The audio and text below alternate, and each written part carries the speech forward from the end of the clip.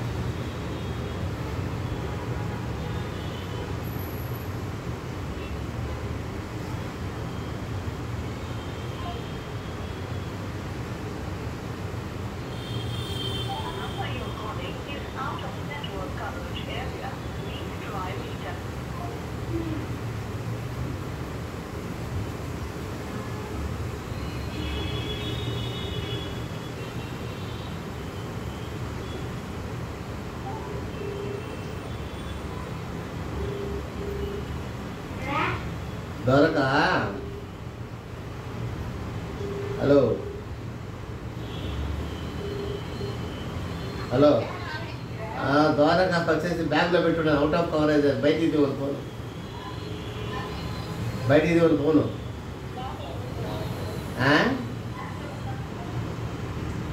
ఏదంట? A క్లాస్లా?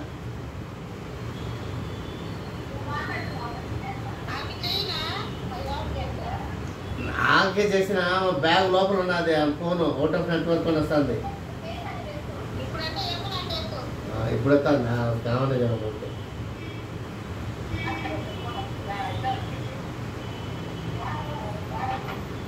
Out of network వచ్చి నువ్వు చేస్తే రైట్ లాభం పెట్టినా సరే. ఓకే, లూకాసు వార్త 1వ అధ్యాయం 1 నుంచి 4 వచనాలు ఏమి రాస్తున్నారు?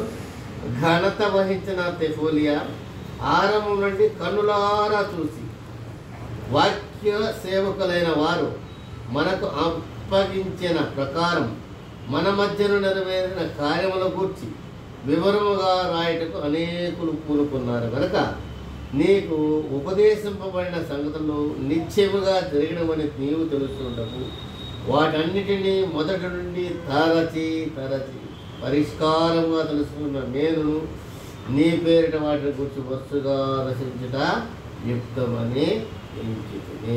ఎవరు ఈ మాటలు రాస్తున్నారమ్మా? లోకా అనే వైద్యుడు, డాక్టర్. ఒక డాక్టరు ప్రతి విషయాన్ని క్షుణ్ణంగా పరీక్షిస్తారు కదా. ఏ విషయాన్నైనా డాక్టర్ అంటే ఏమని ఒక విషయాన్ని క్షుణ్ణంగా పరీక్షిస్తారు. అలాగే ఈ లోకా అనే డాక్టరు ప్రతి విషయాన్ని తరచి తెలుసుకున్నటకు మొదటి నుండి తరచి పరిష్కారము తెలుసుకుని ఉన్న నేనును నీ పేరిట వాటిని కూర్చొని వరుసగా రచించడం యుక్తమని ఎంచుకుని. అంటే కొంతమంది అవగాహన లేకుండానే ప్రభు అయిన యేసుక్రీస్తును నమ్ముతున్నారు. ఈ లోకంలో కొంతమంది అవగాహన లేకుండానే యేసుక్రీస్తుని నమ్ముతున్నారు. ఎలా నమ్ముతున్నారు అవగాహన లేకుండానే అంటే, ఫర్ ఎగ్జాంపుల్ మనం క్రిస్టియన్ మతంలో పుట్టాం. మనం ఏమనుకుంటాం?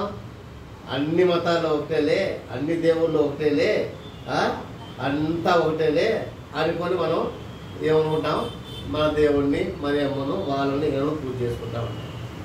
కానీ అలాగే హిందూ మతంలో పుట్టిన వాళ్ళు అనుకుంటారు క్రీస్తు దేవుడు ఒకటేలే, ఈ దేవుడు ఒకటేలని వాళ్ళు అనుకుంటారు. అలాగే ముస్లిమ్స్ అనుకుంటారు అల్లా అయినా ఒకటేలే, ఆ దేవుడైనా ఒకటేలే, యెహోవా అయినా ఒకటేలే అని వాళ్ళు అనుకుంటారు. ఇలాగా ఒక అవగాహన లేకుండా మనం దేవుణ్ణి వెంబడిస్తున్నాం అన్నమాట. అవగాహన అనేది చాలా ప్రాముఖ్యమైన విషయం. యేసు ప్రభువు ఒక్కడే దేవుడు, ఆయన తప్ప వేరొక దేవుడు లేడని ఒక నిశ్చయత మనలో ఉందా అనేది ఈరోజు సబ్జెక్ట్. అటువంటి సబ్జెక్టు ఎలా ఈ లోకంలో ఉన్నప్పుడు సర్వమతములు ఒకటి, సర్వదేవుళ్ళు ఒకటి అనుకుంటున్నారు. కానీ దేవుడైన వాడు ఒక్కడే, ఆయన ప్రభు అయిన యేసుక్రీస్తు. ఆయన ద్వారా తప్ప మనము నిత్యరాజ్యానికి వాసము కావనే సత్యాన్ని మనం ఎలా గ్రహించాలనేదే ఇప్పుడు ఈ డాక్టర్ లూకా చెప్తున్నాడు. డాక్టర్ లూకా ఏం చెప్తున్నాడు? నేను చదువు 4వ వచనం చదువు. 1వ అధ్యాయం 4వ వచనం లూకా సువార్త.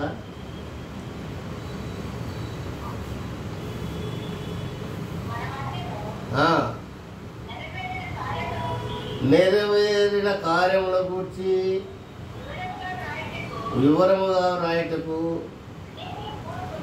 అనేకులు పూనుకున్నారు కనుక నీకు ఉపదేశమైన సంగతులు నిత్యముగా జరిగినవి అని నీవు తెలుసుకున్నటకు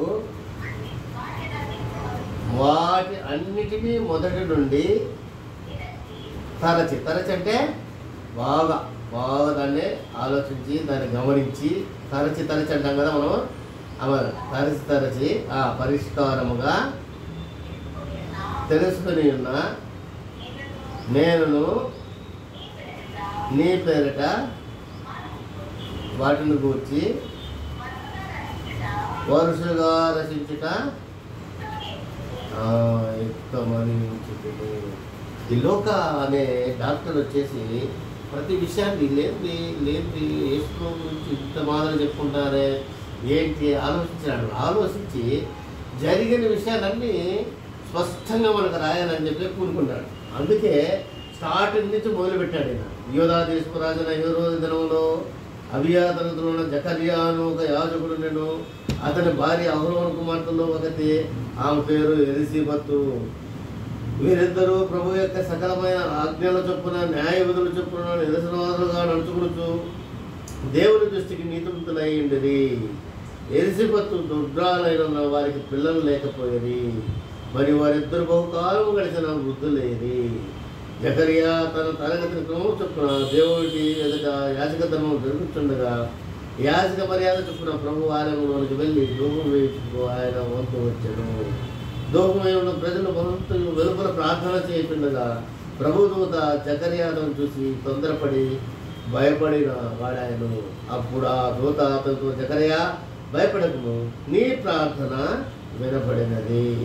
నీ భార్య అయిన ఎలిజబెతుకు నీకు కుమారుడుతోను, అతనికి యోహాను అను పేరు పెట్టు.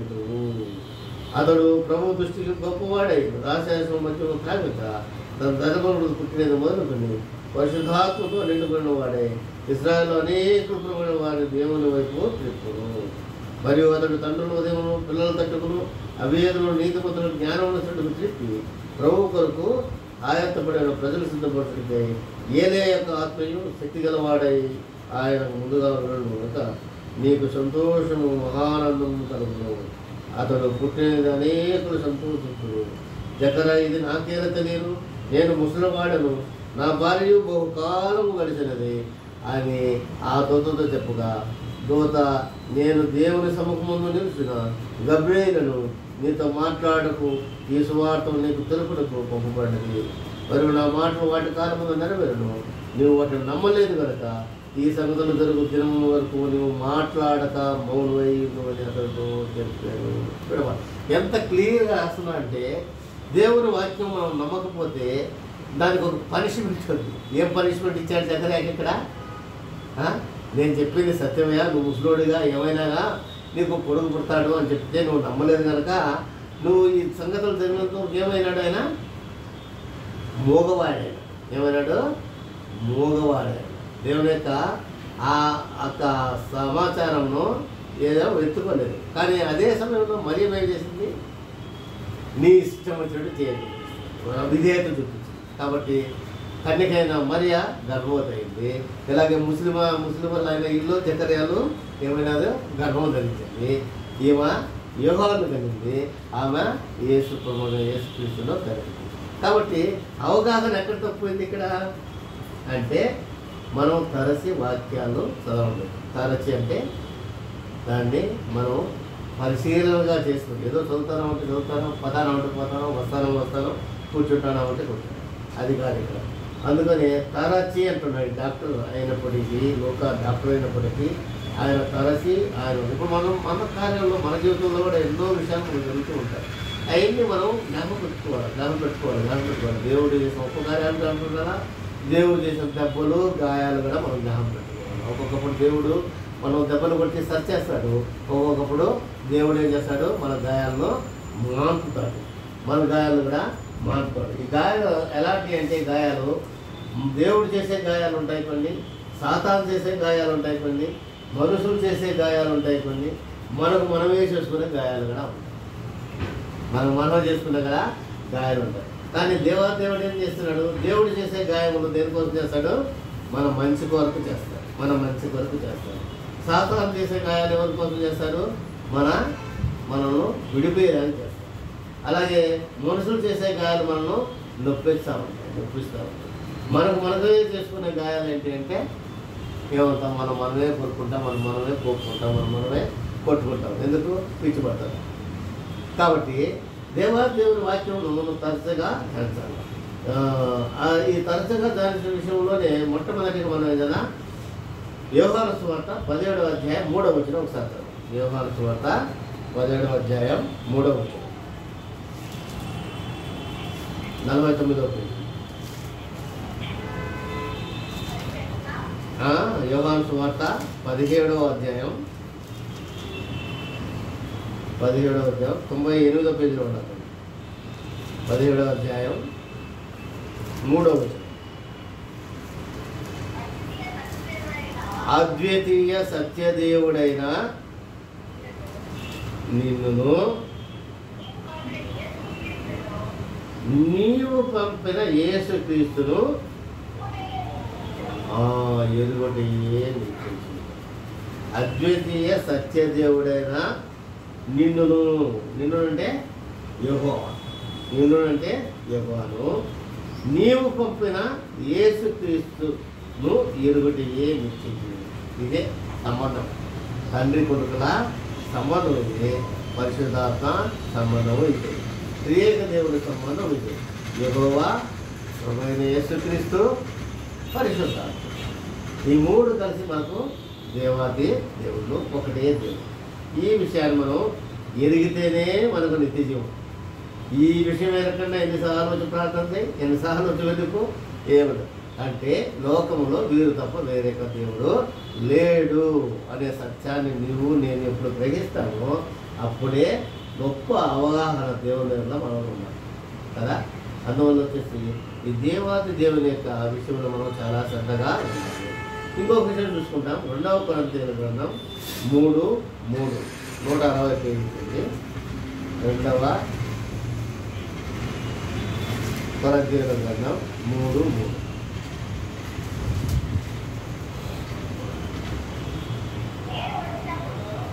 2వ కొరింథీయులు 3వ అధ్యాయం 3వ వచనం. రాతి పలక మీద కానీ సిరాతో కానీ వ్రాయబడక మెత్తని హృదయములను అను పలక మీద జీవము గల దేవుని ఆత్మతో మా పరిచర్య మూలముగా వ్రాయబడిన క్రీస్తు ప్రత్యేకై ఉన్నారని మీరు తేటపడుచుతున్నారు. తను రాతి పలకల మీద కానీ సిరాతో కానీ, సిరా అంటే ఏందా? సిరా అంటే ఏంది? ఇంకో సిరాతో కానీ వ్రాయబడక మీ మెత్తని హృదయములు అను పలకల మీద జీవము గల దేవుని ఆత్మతో మా పరిచర్య మూలముగా క్రీస్తు పత్రిక అయి వినాలని మీరు తేటపడుతున్నారు. ఈ అవగాహన మళ్ళా ఉందా? మనము రాతి పలకల మీద రాయలేదు, అలాగే ఇంకుతో రాయలేదు. ఎక్కడ రాసినట్టు ఆయన మన మెత్తని హృదయంలో మీద రాసిన ఆజ్ఞ ఇది.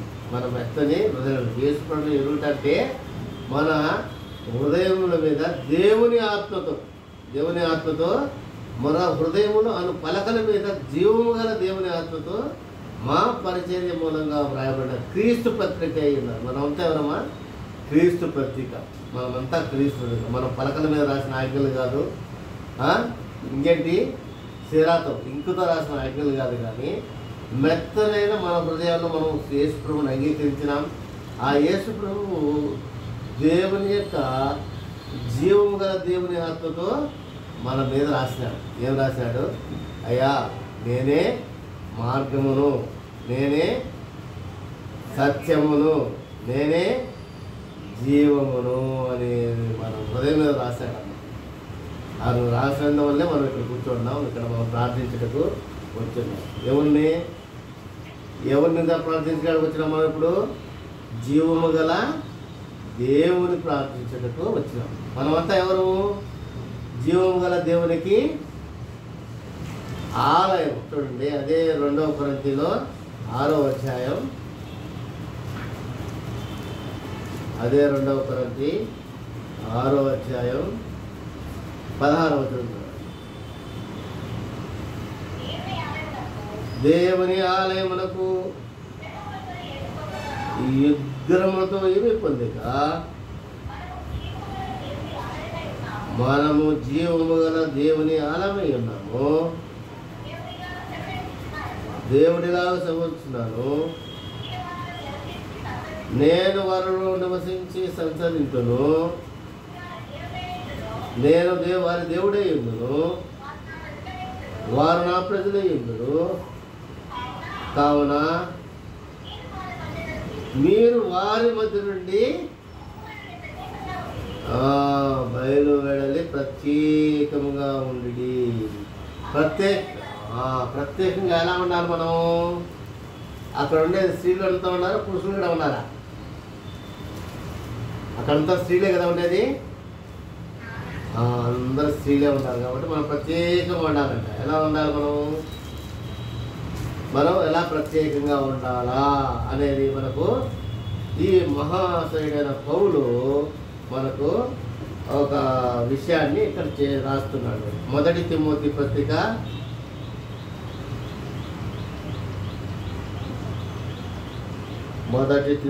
పత్రిక 2వ అధ్యాయము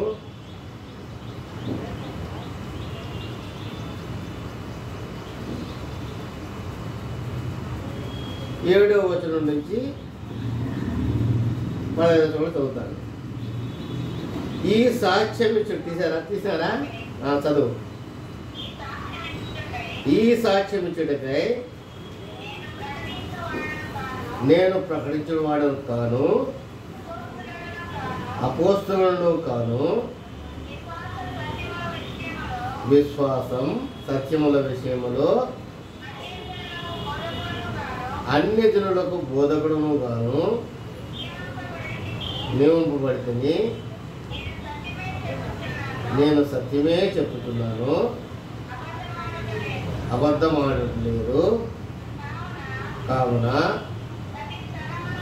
ప్రతి స్థలమందును పురుషులు కోపమును సంశయమును లేని వారై పవిత్రమైన చేతులెత్తి ప్రార్థన చేయమని కోరుతున్నాను. పురుషులు ఏం చేయాలంట? కావున ప్రతి స్థలముందు పురుషులు కోపమును సంశయమును లేని వారై పవిత్రమైన చేతులెత్తి వారి భార్యను కొట్టవలను అని ఉందా? ఏముంది? పవిత్రమైన చేతులెత్తి వారి భార్యలను కొట్టవలను అనుందా? లేదు. కావాలి ప్రతి స్థలం ముందు పురుషులు కోపమును సంశయములు లేని వారే. కోపం పడకూడదు భార్య మీద. పురుషుడు కోపం ఉండకూడదు, చెయ్యి ఎత్తకూడదు. కానీ ఏం చేయాలా? చేతులెత్తి ప్రార్థన చేయాలి. ఏం చేయాలా? చేతులెత్తి ప్రార్థన చేయాలి. ఎవరి కొరకు? తమ భార్యల కొరకు వాళ్ళు ప్రార్థించాలి. మరి స్త్రీలు ఏం చేయాలా? చదువు. మరియు స్త్రీలను అనుకయు స్వబుద్ధి గలవారయండి తగు మాత్రం వస్త్రములు, జింకులు వస్త్రాలు కాదు, తగు మాత్రం వస్త్రముల చేతనే కానీ జడలతోనైనను బంగారముతోనైనను ముత్యములతోనైనను మిగుల వెలగల వస్త్రముతోనైనను అలంకరించుకొనక. ఎటువంటి వస్త్రాలు అనుకోకూడదు. మరియు స్త్రీలు అనుకయు స్వబుద్ధి గలవారయండి తగు మాత్రపు వస్త్రముల చేతనే కానీ జడలతోనైనను బంగారముతోనైనను ముత్యములతోనైనను మిగుల వెలగల వస్త్రములతోనైనను అలంకరించుకొనక. చదువుగా దైవ భక్తి కలవారమును చెప్పుకొను స్త్రీలకు తగినట్టుగా సత్క్రియల చేత తమ్మును తాము అలంకరించుకోవలను. స్త్రీలు ఎలా అలంకరించుకోవాలంటమ్మా? ఒక మెడలోనే 5-6 గొలుసులు వేసుకోవాలా కదా, 5-6 వంకీ జడలు వేసుకోవాలా, రంగురంగుల వస్త్రాలు కట్టుకోవాలా, ముత్యము బంగారంతో మొత్తం నింపబడాలి బాడీ అంతా కదా. అలా రాస్తున్నారు కదా. ఎలా రాస్తున్నారు ఇక్కడ? తగు మాత్రపు వస్త్రముల చేతనే కానీ జడలతోనైనను బంగారముతోనైనను ముత్యములతోనైనను మిగులు వెలగల వస్త్రములతోనైనను అలంకరించుకొనకూడదు. దైవభక్తి గల వారు అని చెప్పుకున్న స్త్రీలకు తగినట్టుగా సత్క్రియల చేతనే తమను తాము అలంకరించుకొనవలను. ఇంకా చెప్తాడు చదువు. స్త్రీలు మౌనంగా ఉండి సంపూర్ణ విధేయత నేర్చుకొనవలను. స్త్రీలు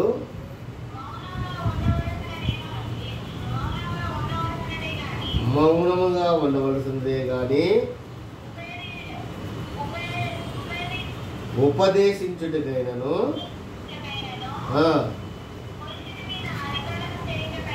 పురుషుని మీద అధికారం చేయటకైనను మీకు సెలవేను. ఏమయ్యాలంటామా? స్త్రీలు ఎలా ఉండాలంట? మౌనంగా ఉండవలసిందే కానీ ఉపదేశించుటకైనను పురుషుని మీద అధికారం సెలవించుటకైనను ఆమెకు సెలవియ్యను. చదువు. మొదట ఆదామును హవ్వను నిర్మింపబడితారా? మరియు ఆదాము మోసపరచబడలేదు కానీ స్త్రీ మోసపరచబడి అపరాధముగా పడను. ఎలా సృష్టించాడు మా దేవుడు? ఫస్ట్ ఎవరు సృష్టించినాడు? ఆదికాండంలో ఆదామును సృష్టించినాడు. ఆదామును సృష్టించిన తర్వాత హవ్వను సృష్టించాడు. ఆదాము మోసపరచబడినాడా? లేదు. స్త్రీ మోసపరచబడింది. కాబట్టి స్త్రీలంతా మోసపరచబడతారు. ఇది ఆది నుండి వచ్చే వదంతి. తొందరగా మోసం చెప్పాలంటే స్త్రీని పట్టుకుంటే సార్ హాయిగా వచ్చేసి సాతాను అదే పని చేసింది. ఆదాము దగ్గర పోతే చీ అని పొడగొడతానే ఎవరి దగ్గర పోయింది? అవ్వ దగ్గర పోయింది. అవ్వ దగ్గర పోయి ఏం చెప్పింది? ఇది నిజమా? ఏంది? దేవుడు ఈ మధ్యలో ఉన్న ఫలాన్ని తినకూడదని చెప్పింది, ఇది నిజమా అని ఒక క్వశ్చన్తో అవ్వ పడిపోయింది. దాని పడిపోయిందంటే అవ్వ అపరాధంలో పడిపోయింది. అపరాధం అంటే ఏంటి? ఆజ్ఞ అతిక్రమం. దేవుడు చేయొద్దనే పని చేసేసింది. ఎందుకు చేసింది? కన్నులకు ఇంపుగా ఉన్న ఫలం తీసుకొని, రుచిగా ఉన్న ఫలం తీసుకొని తిని తాను చెడిపోయింది కాక ఆదాము కూడా చెడిపేసింది. ఆదాము కూడా ఇచ్చేసింది. ఆదాము దేవుడు అడిగినప్పుడు నేను తినవద్దన్న ఫలం నువ్వు తిన్నావా అంటే నేను తినలేదు ప్రభువా, నువ్వు నాకు సాటిగా ఇచ్చిన ఈ స్త్రీ వల్ల నేను మోసపోయినాను, ఆ స్త్రీ నువ్వెందుకు నాకు తెలియదు ప్రభా, ఈ సాధారణను మోసపరిచింది. ఇప్పుడు కథ కలిసి శురు అయ్యి దేవుడు ఆ సాతాను తాళకన తొక్కి మనల్ని అటువంటి పాపం నుండి విమోచన నుండి విడుదల దయచేశాడు. కాబట్టి అటు దేవాదేవును క్షుణ్ణంగా తెలుసుకోవాలి. స్త్రీలు ఎలా ఉండాలా, పురుషులు ఎలా ఉండాలో క్షుణ్ణంగా మనం గ్రహించాలి. ఆ మాదిరిగా మనము లోక మర్యాదను విడిచిపెట్టి దేవుని యొక్క హృదయంలో, మన హృదయంలో తలుపుల మీద రాసిన దాన్ని చూసినట్టయితే మనకు ఏం దొరుకుతాయంట? రండి 20వ అధ్యాయం కీర్తన గ్రంథం 20వ అధ్యాయం, కీర్తన గ్రంథం 20వ అధ్యాయం. ఇక్కడ అన్నీ మనకు ఏంటమ్మా? వాగ్దానాలు. దేవుడిచ్చిన వాగ్దానాలు దావీదు ద్వారా మనకు ఒక ప్రొఫెట్గా మనకు పలుకుతున్నారు. ఇక్కడ ప్రొఫెట్గా పలుకుతున్నారు. 20వ అధ్యాయం కీర్తన గ్రంథం 20వ అధ్యాయం చదవండి. 21 చదవండి. ఆపత్కాలమందు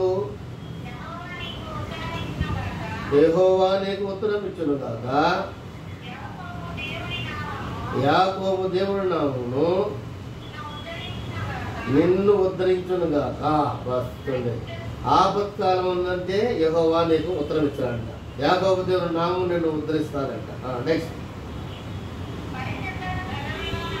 పరిశుద్ధ స్థలంలో నుండి. ఎక్కడున్నాడు మన ప్రభు అయిన యేసుక్రీస్తు? ఇప్పుడు పరిశుద్ధ స్థలంలో ఉన్నాడు. పరిశుద్ధ స్థలంలో నుండి ఆయన నీకు సహాయం చేయనుగాక. ఆమెనలా ఏమనాలా? నేను చెప్పినప్పుడల్లా ఈ వార్త ఏమన్నా మీరు ఆమెనని చెప్పాలి. ఏం చెప్పాలా? ఆమె. పరిశుద్ధ స్థలంలో నుండి ఆయన నీకు సహాయం చేయనుగాక. ఆమెనండి. సీయోను నుండి ఆయన ఆదుకొనుగాక. ఆయన నీ వైవిధ్యములన్నింటినీ జ్ఞాపకం చేసుకునుగాక. నీ దహన పనులు అంగీకరించునుగాక. నీ కోరికను సిద్ధింపజేసి నీ ఆలోచన యావత్తును సఫలపరచునుగాక. యెహోవా నీ రక్షణ బట్టి మేము దేవోచన చేస్తున్నాము. దేవుని నామమును బట్టి మా దోషమిస్తున్నాము. నీ ప్రార్థనలను యెహోవా సఫలపరచునుగాక. నీ ప్రార్థనలని మరొకసారి చెప్పండి. నీ ప్రార్థనలని, మా ప్రార్థనలని యెహోవా సఫలపరచునుగాక. మా ప్రార్థనలన్నీ యెహోవా సఫలపరచునుగాక. ఎవరు కొంతమంది చెప్పడం లేకుండా వాళ్ళకు ఈ వాగ్దానాలు అవసరం లేదమ్మా. యెహోవా తన అభిషక్తిని రక్షించిన చుప్పుడుతుడు, రక్షణాత్మకమైన దశను చూపును. తన పరిశుద్ధమును బట్టి అతనికి ఉత్తరం ఇచ్చును. కొందరు నోములు బట్టి, కొందరు గుణములు బట్టి అసలుపడు. మనమైతే మన దేవుడైన యెహోవాను బట్టి అసలుపడుతున్నాము. వారు కృంగి నేల మీద పడినారు, లేచి చక్కగా నిల్చున్నాము. యెహోవా రక్షించు, మేము మొరపెట్టినప్పుడు రాజు మాకు ఉత్తరం ఇచ్చునుగాక. ఇన్ని వాగ్దానాలు కావాలంటే ఫస్ట్ ఆయన చెప్పిన ఆదేశాలు మనం పాటించాలి. ఆయన చెప్పిన ఆదేశాలు చాలా ఉన్నాయి, కానీ మనం ఓన్లీ ఆ 10 ఆజ్ఞలు పట్టుకొని తిరుగుతూ ఉంటాం. కానీ దేవుడు మనకు చాలా ఆదేశాలు ఇచ్చాడు, చాలా ఆదేశించాడు. చూడండి, లూకాసు వార్త 9వ అధ్యాయం 23వ వచనం చదవండి.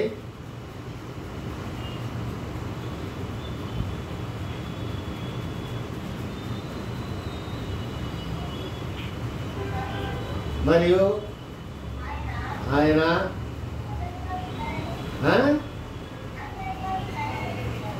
లూకాసు వార్త 9:23, ఎవడైనను నన్ను ఎమ్మడింపగోరని ఎలా తన్ను తాను ఉపేక్షించుకుని ప్రతి దినము తనను నిజమెత్తుకొని. ఈరోజు ఏం దినమమ్మా? ఈరోజు ఉపాధి సిలువు దినమే. ఈరోజు అండి శుక్రవారం ఏం చేశాడు మన ప్రభువైన క్రీస్తు? సిలువును ఎత్తుకొని నీ కొరకు నా కొరకు ఏం చేశాడమ్మా? సిలువును ఎత్తుకున్నాం. మనం కూడా ప్రతి దినము ఆయన సిలువును ఎత్తుకోవాలి. ఆయన సిలువును ఎత్తుకోవాలంటే చెక్క బొమ్మ వేసుకొని భుజాలు పెట్టుకొని తిప్పేది కాదు. ఈరోజు వాక్యం ఏంటి చెప్పండి? క్యాలెండర్ వాక్యం చదవండి. ఒక రవణ గట్టిగా చదవండి క్యాలెండర్ వాక్యం. Calendar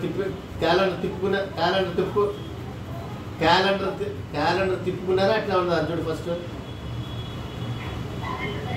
calendar తిప్పినారా? అట్లా ఉన్నదా?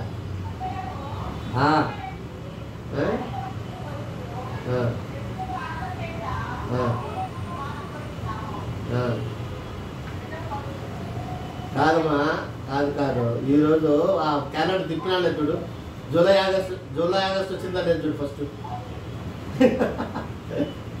ఇంకా జూన్లో ఉంటారు మీరు కదా. చెప్పు, చదువు. ఇప్పుడు ఆ ఫస్ట్ క్యాలెండర్ తిప్పమని ఎవరు? దివ్య ఉండదా? దివ్య ఉండదా ఆడా? ఆ క్యాలెండర్ తిప్పి పెట్టమను, క్యాలెండర్ తిప్పమను ఫస్ట్.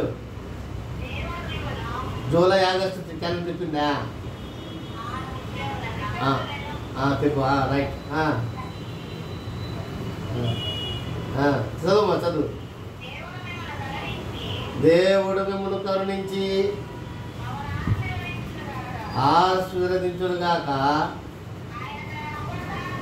ఆయన తన ముఖ కాంతిని మా మీద ప్రకాశం. ఇది కూడా ఒక వాగ్దానం నీకు ఈరోజు. ఆయన యొక్క ముఖ కాంతి మీ మీద నా మీద ప్రకాశింపజేస్తాడు. అటువంటి వాగ్దానాన్ని మనం తీసుకోవాలి. వాక్యం క్యాలెండర్ ఊరికి అంత ఖర్చు పెట్టితే మనం చదవకుండా ఉండేదానికి కాదు. దాని వాక్యం నాచి దాని వెనక ముందు వాక్యాలు కూడా ధ్యానించాలి. అప్పుడు దాని యొక్క పూర్తి అర్థం మనకు వస్తుంది. ఓకే, సరే. ఇప్పుడు ఎవడైనా తను వెంబడింపబడినా తను తాను ఉపేక్షించుకొని ప్రతిదినము తన శిలువను ఎత్తుకొని ఆయన్ను వెంబడింపబడను. యోహాను సువార్త 13:34 ఆదేశం ఇచ్చినాడు. చెప్పండి. యోహాను సువార్త 13:34.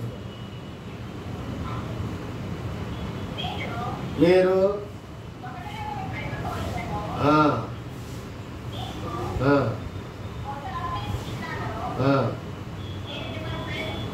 నేను మిమ్మును ప్రేమించినట్టే మీరును ఒకరినొకరు కొట్లాడుకునేవాళ్ళను. ఒకరినొకరు ఏం చేయాలా?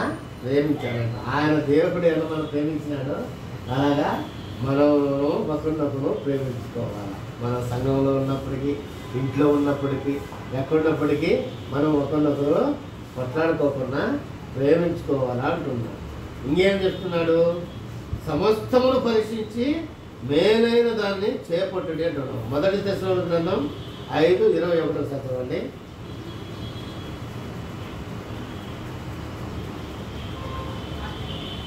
1 తెస్సలోనికీ గ్రంథం 5:21.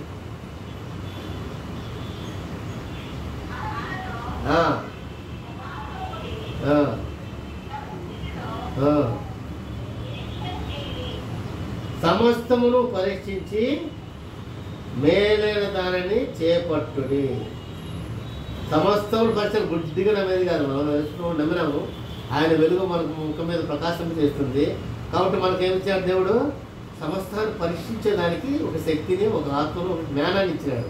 కాబట్టి మనం సమస్తమును పరీక్షించి మేలైన దాన్ని చేపట్టాలి.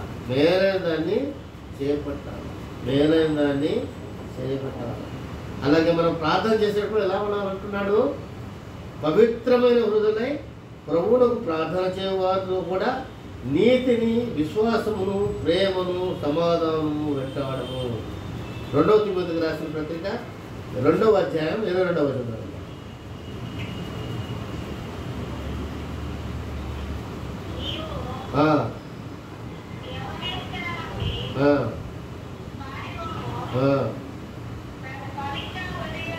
పవిత్ర హృదయులై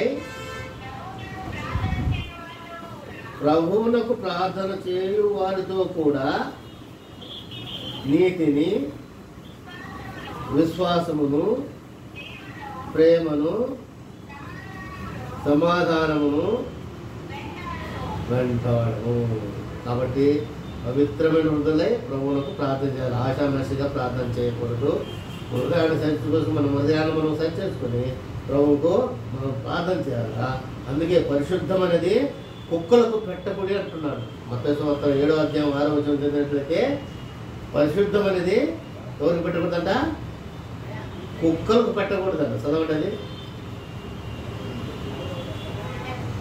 మత్తయి సువార్త 7వ అధ్యాయం 6వ వచనం.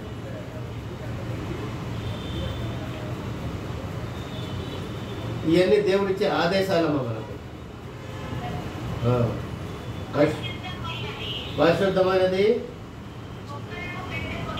చాలు. పరిశుద్ధమైనది కుక్కలకు పెట్టకూడదు.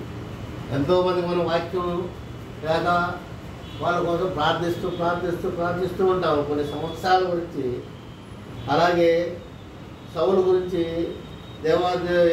సమయంలో ఎన్నో సంవత్సరాలు ప్రార్థిస్తున్నాడు, అయ్యా సౌలు మార్చు అని.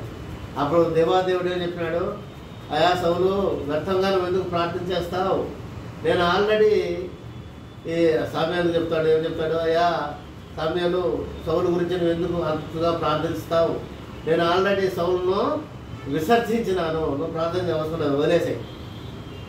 అటువంటి మండోళ్ళు ఎవరన్నా ఉన్నారో చూసుకొని మన యొక్క విశ్వాసం ఏం చేయాలా, పరిశుద్ధమైనది కుక్కలకు పెట్టకుండా చూడాలా. అలాగనే మనము అపవాదికి కూడా చోటు ఇవ్వకూడదు అంటున్నాడు. అపవాదికి కూడా చోటు అంటే మనం ప్రార్థనలో వ్యక్తి ప్రార్థనలో మనం ఉండాలా, ఉపసించి ప్రార్థించాలా. ఎఫ్ఎస్సీయులకు రాసిన పత్రిక 4వ అధ్యాయం 27వ వచనం.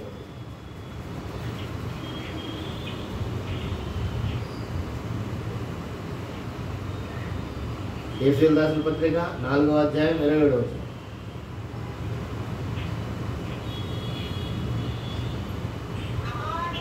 అపవాదికి